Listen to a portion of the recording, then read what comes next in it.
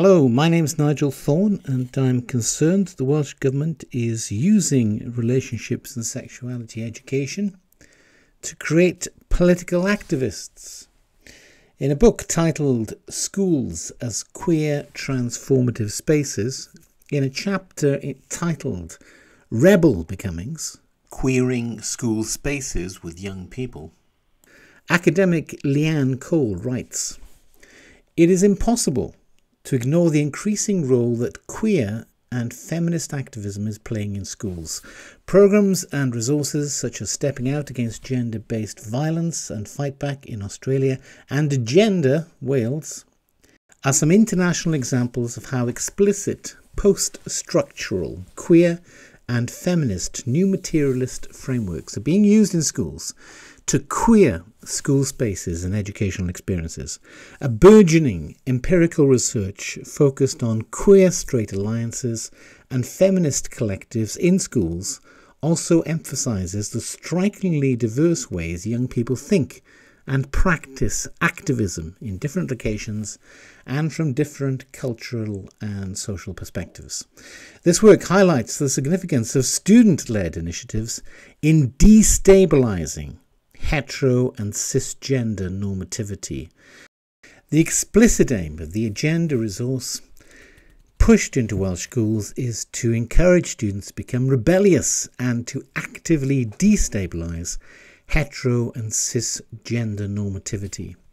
Professor Renold states, "A lot of this work has involved designing and drawing upon creative methods for children and young people to safely communicate the issues that matter to them, and then to ensure that their views are heard and shared and acted upon.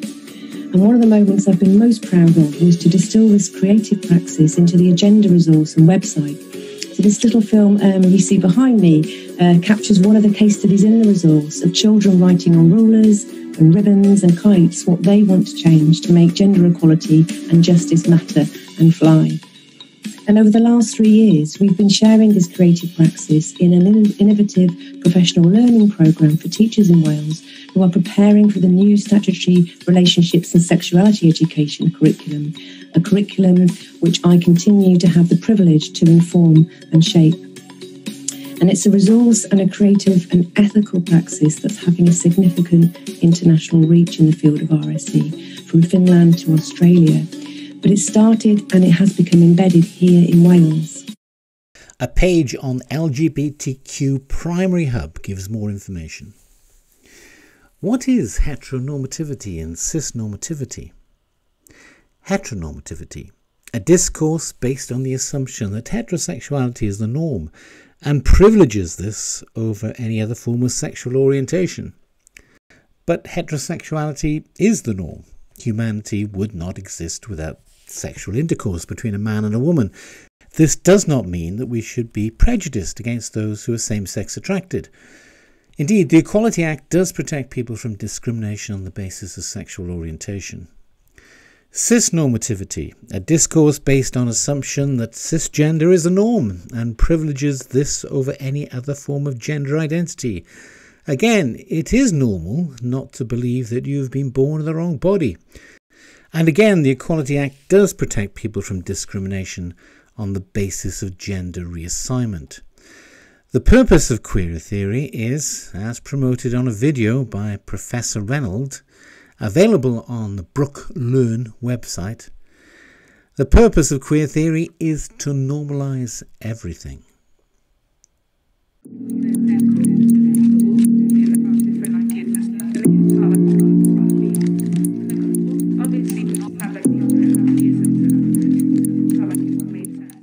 Many people believe that children's mental health would be better if everything wasn't normalised. The chapter Rebel Becomings continues. Of particular importance is the extensive research of Professor Emma Renold, focused on the affordances of co-productive, creative and effective methodologies to engage social and political change with young people around gender sexualities issues that matter. The recent co-production of the creative activist resource for young people and practitioners, Agenda, is one example of how Renold has engaged with feminist, queer, qualitative research activisms with young people to inform policy and practice. Renold is engaging with young people to attempt to get them to make political change, to destabilise social norms. The chapter continues. Agenda is a unique anti-guide that resists any definitive statements on what constitutes a healthy relationship, but instead allows for the creation of artful encounters that make space for young people to learn about gender-based and sexual violence in relationships through the rule-bending and rule-breaking practices of others. Inspired by the sophisticated body of scholarship which focuses on what else research and education related to gender sexualities might do or become, this chapter will explore the affordances of student-led feminist collectives in querying school spaces. This chapter argues that repositioning young people as active agents in problematizing, rupturing and destabilizing hetero and cisgender normativity. It is worth repeating, the explicit aim of Professor Renold's work is to create student activists, to destabilise social norms. What is being pushed into Welsh schools is queer pedagogy. In the Oxford Research Encyclopedia, queer pedagogy is defined as an approach to educational praxis and curricula emerging in the late 20th century, drawing from the theoretical traditions of post-structuralism, queer theory and critical pedagogy. The ideas put forth by key figures in queer theory, including principally Michel Foucault and Judith Butler, were adopted in the early 1990s to posit an approach to education that seeks to challenge heteronormative structures and assumptions in K-12 and higher education curricula, pedagogy and policy.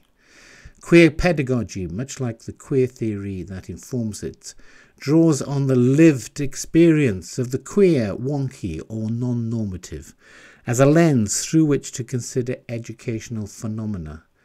Queer pedagogy seeks to both uncover and disrupt hidden curricula of heteronormativity, as well as to develop classroom landscapes and experiences that create safety for queer participants.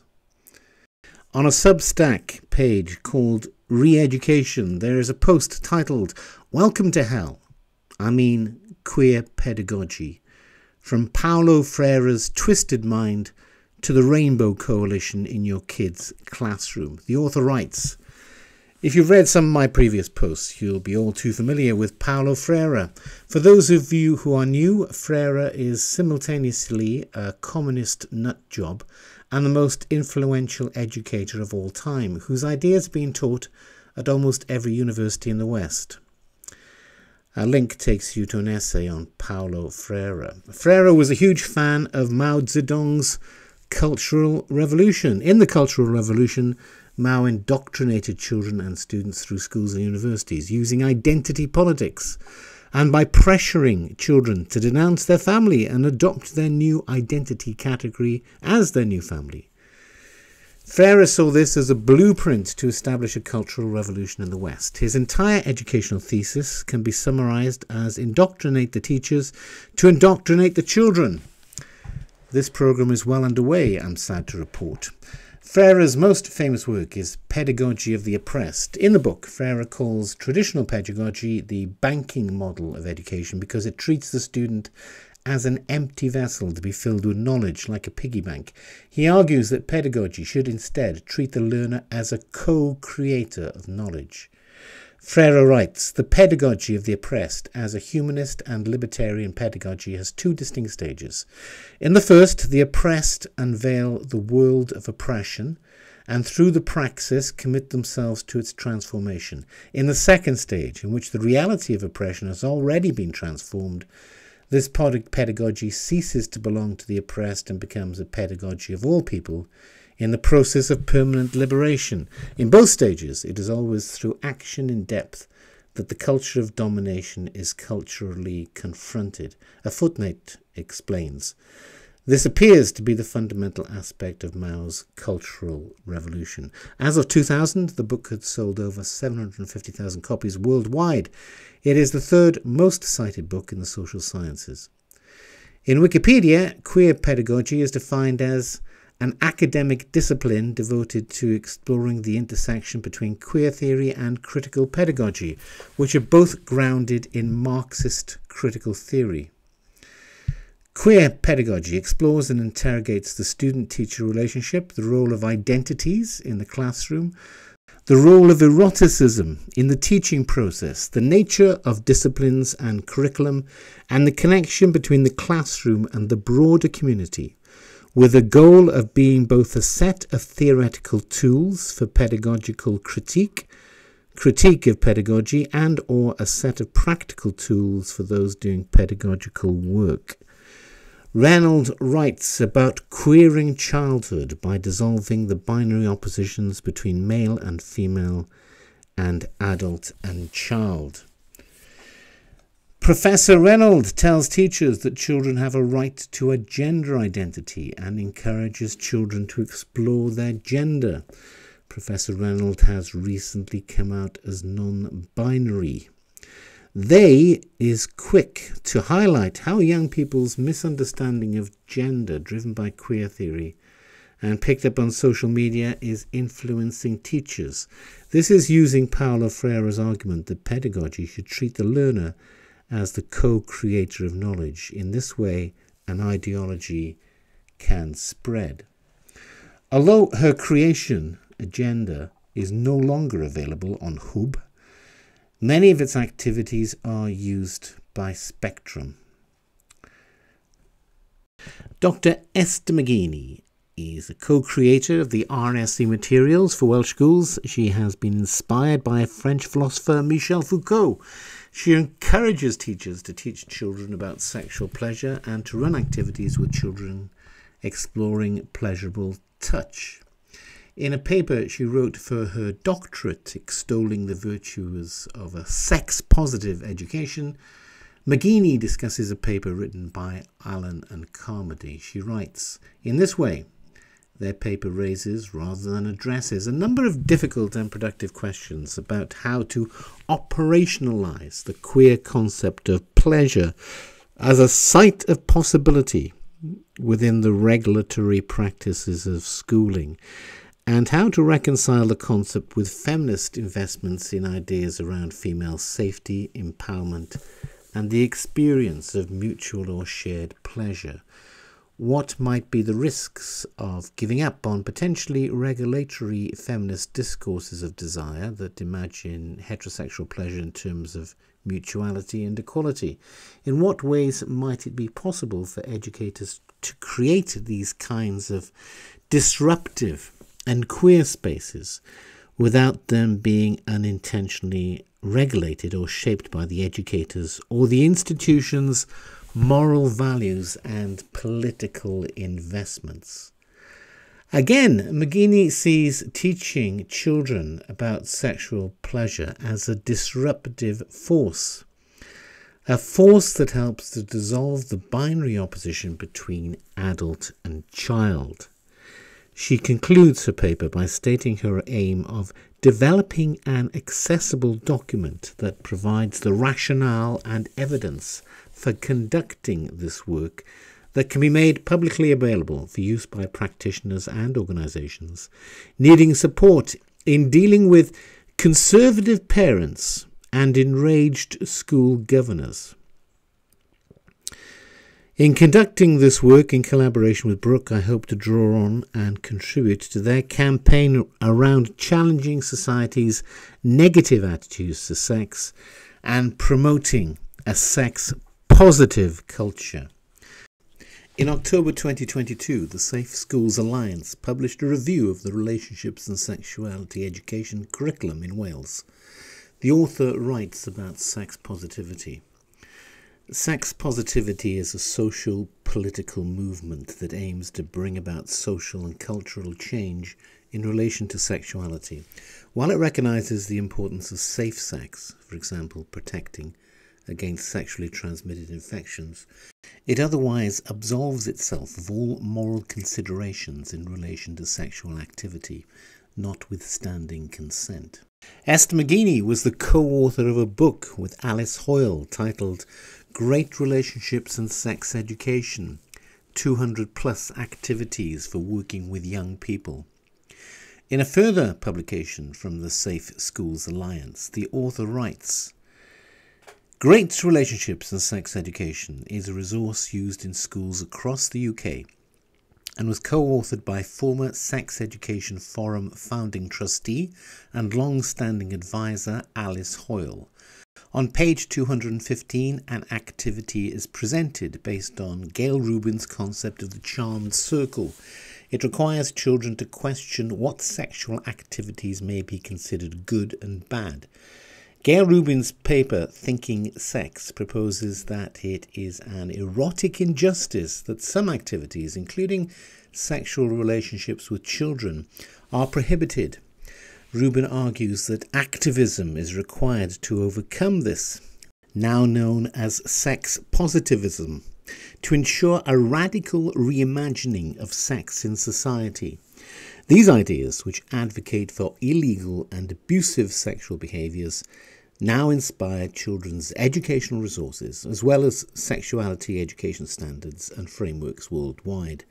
In the UK, the legal age of consent is 16. This activity is intended for 14-year-olds. The goal of queer theory is to normalise everything. In a queer theory paedophilia Jeopardy exercise for students, Derrick Jensen talks about Gail Rubin. The author of the founding document of queer theory. Who is Gail Rubin? Who is Gail Rubin? What percentage? No, the answer is 50%. Question is? The amount in that article that was a defense of pedophilia, specifically, quote, boy lovers, so men with tough boys. Oh.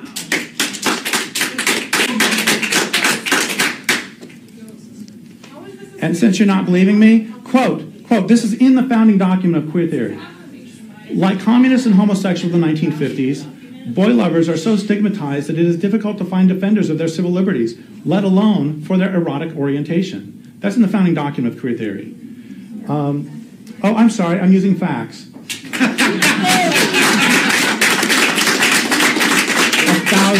thousand apologies.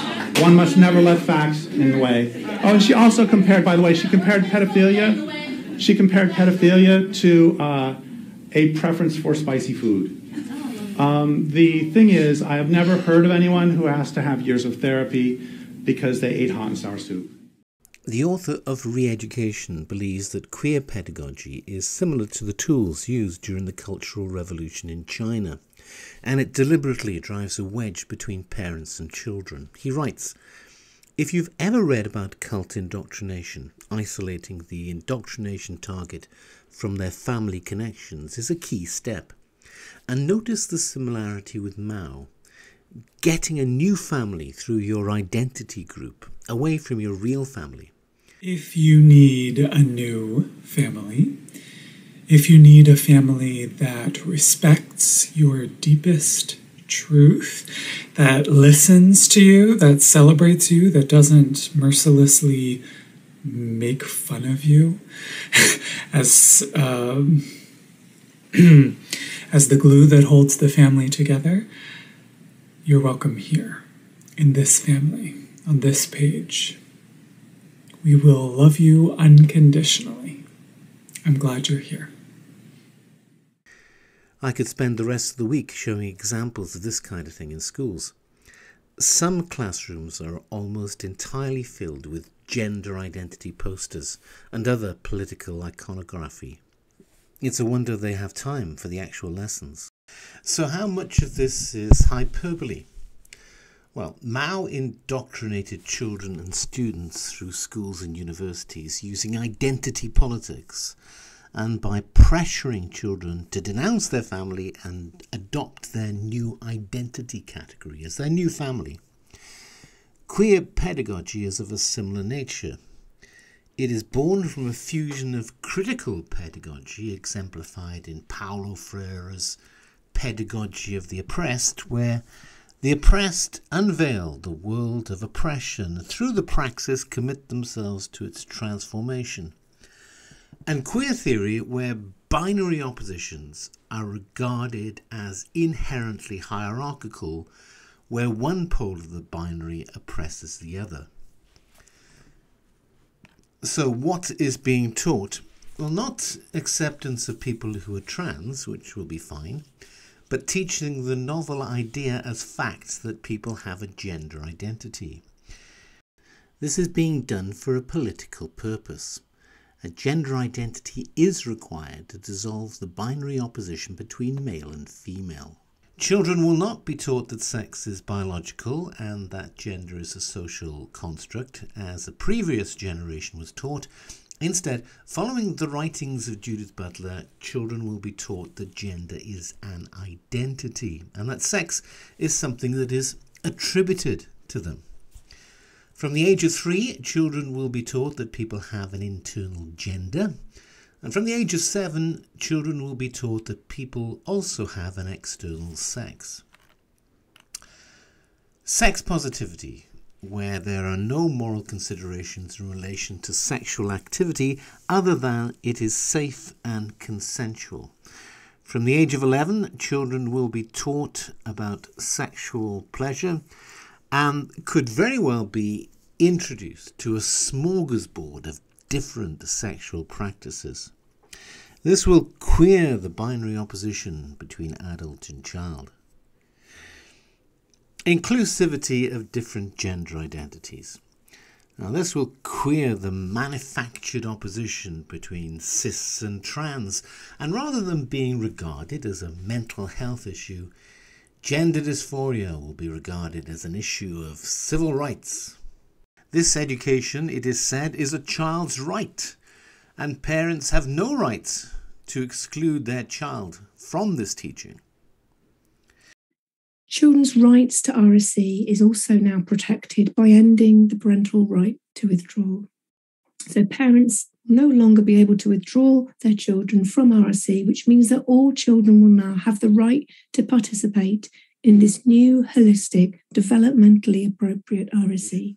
In no other part of the curriculum do we allow parents to withdraw young people from education that is evidence-based, education that is facts-based, and education that we have proven that they have a right to access through things like the Covenant on Children's Rights from the UN. I believe RSE is a child's right, which is why I'm so pleased that the Senedd enshrined that right in law through the Curriculum and Assessment Wales Bill that we passed shortly before the Senedd elections. Empowering children and giving them agency in their lives is crucial for their well-being. RSE really is children's rights in action. The cross-cutting themes for designing your curriculum page makes a number of references to children's rights and refers to the United Nations Convention on the Rights of the Child. However, nowhere is there any reference to Article 5 of the Convention, which states, "States parties shall respect the responsibilities, rights and duties of parents or, where applicable, the members of the extended family or community as provided for by local custom, legal guardians or other persons legally responsible for the child, to provide in a manner consistent with the evolving capacities of the child appropriate direction and guidance in the exercise by the child of the rights recognised in the present convention."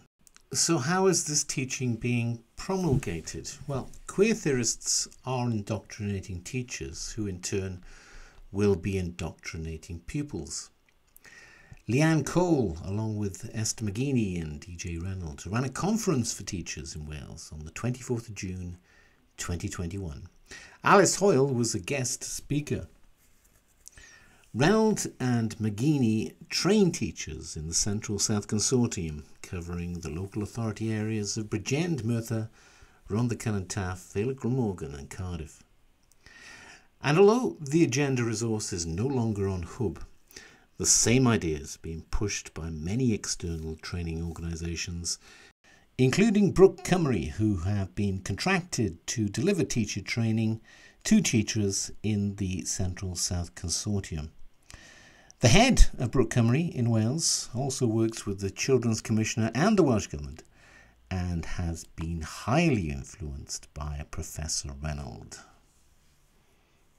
In line with Paulo Freire's teaching, children are being taught to indoctrinate each other, as well as teachers. I suppose stuff that's not normalised, so stuff we don't have enough information on, I'd maybe be embarrassed talking about because I wouldn't go and get something wrong.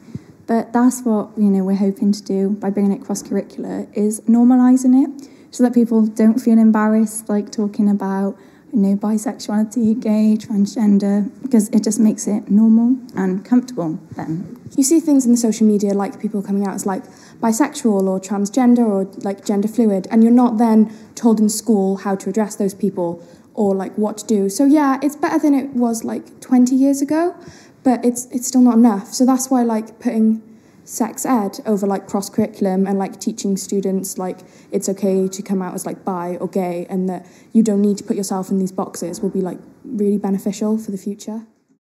The purpose of queer theory is, as promoted on a video by Professor Renold, to normalise everything.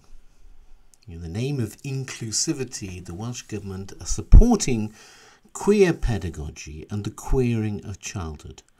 They are encouraging the creation of a generation of gender activists. And Mark Drakeford is leading the charge. When we said in 2021 that we wanted to make Wales the most LGBTQ+ friendly place in Europe, that is what we meant. And the action plan that our Welsh Labour government published earlier this year is a powerful statement of our determination to secure the open and equal Wales that we all want to see.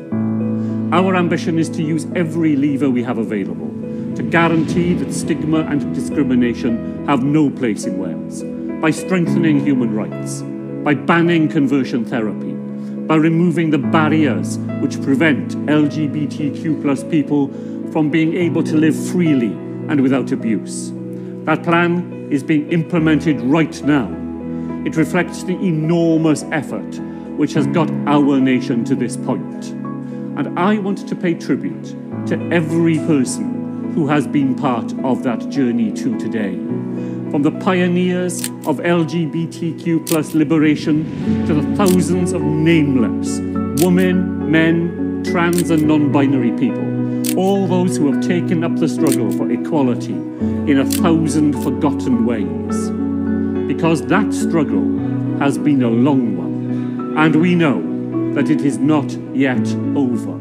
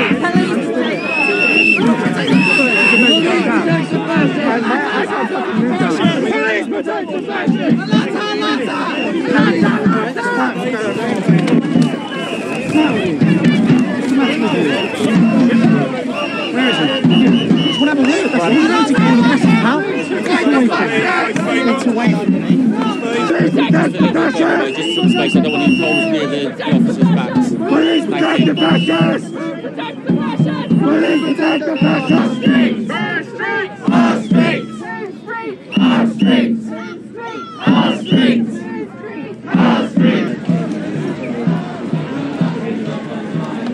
I'm still interested in the future of that. Yeah. Those parents who do not believe that a cultural revolution in Wales is a good thing may wish to support Public Child Protection Wales. Links are included below.